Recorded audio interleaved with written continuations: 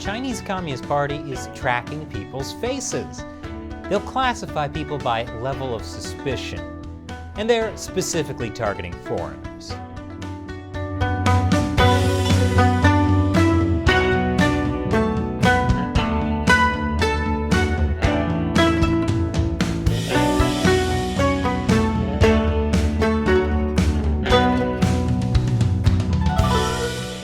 Welcome to China Uncensored. I'm Chris Chappell.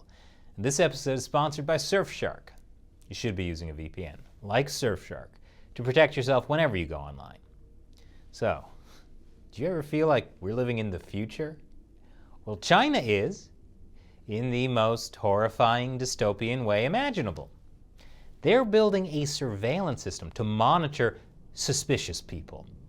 And by suspicious people, they mean all foreigners. The surveillance system also comes with an early warning mechanism. Like, how early? Pre-crime early? Is Tom Cruise going to have to replace his eyeballs to evade the Chinese Communist Party's new surveillance system? Although if he did have to replace his eyeballs, China is the place to do it, since the Communist Party does kill people and sell their corneas. Yeah, learning about China's forced organ harvesting is a real eye-opener. Of course, we all know China has been investing in surveillance technology for years. Back in 2018, the state-run People's Daily tweeted how facial recognition systems were being rolled out throughout China to help police crack down on criminals and improve security. They call it Skynet. Yeah, like the evil AI in Terminator. I told you, sci-fi dystopia. Skynet might be self-aware, but the Chinese Communist Party is not.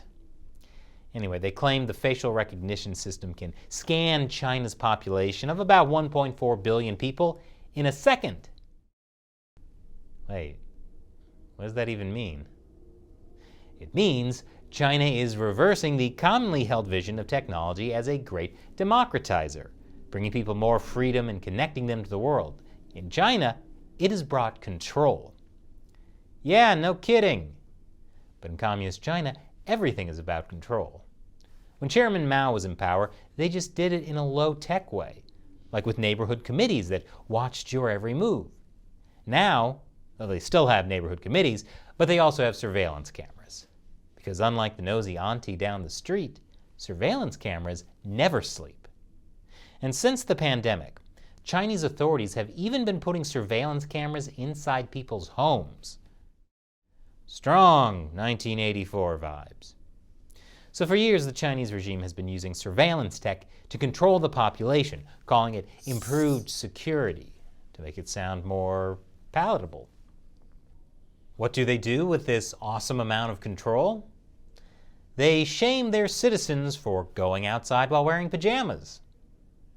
I can only assume they got that idea from Ray Bradbury. And when they have everybody's personal information in a single place, a data leak is a total disaster.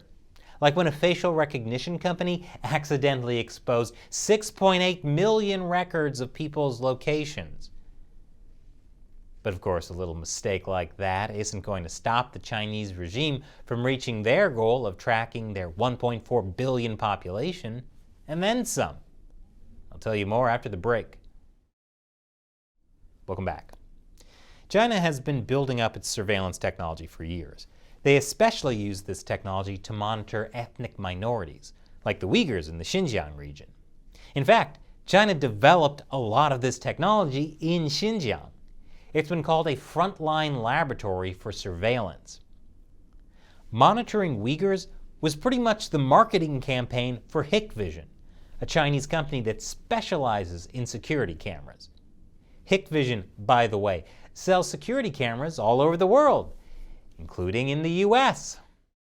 That's why, even if you have never set foot in China, Hikvision's cameras have likely seen you. And if Hikvision's cameras have seen you, that means the Chinese Communist Party can see you too. So next time you see a security camera, say hi to the party.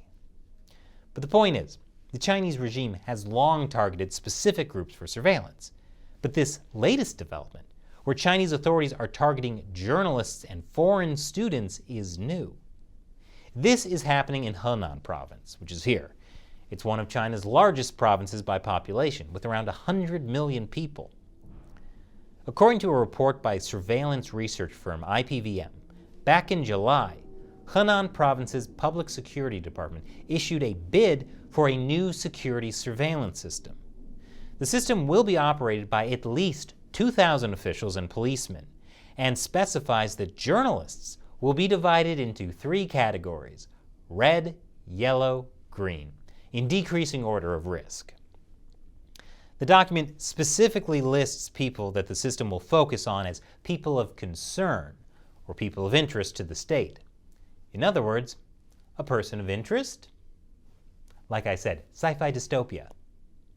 The list includes targeted journalists, international students, and women who are illegal immigrants from neighboring countries. And these targets are even listed in a chart. How blatant can you get? This bid came out around the same time foreign journalists were being harassed by locals for investigating the aftermath of the Zhengzhou floods, which were also in Henan.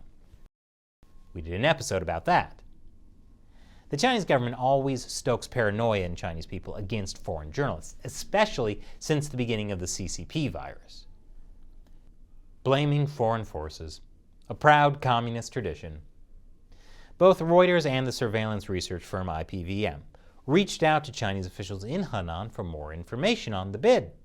And that's when Henan's public security department took down the bid. It turns out the bid was taken and won by a Chinese tech company named Newsoft. And Newsoft will be using Huawei cloud technology in their surveillance system. Yeah, that Huawei. According to the China Procurement Government Network, Newsoft was given almost $800,000 for completing the project in September. But how do we know all this information and reporting is true? Well, China basically confirmed it when they condemned IPVM for running the investigation on Henan's police surveillance project. And what does the Global Times have to say about the authorities targeting foreigners and journalists? Well, it's clearly the foreigners and journalists' fault. As for why Henan needs to purchase such a system to manage foreigners, the reason is obvious.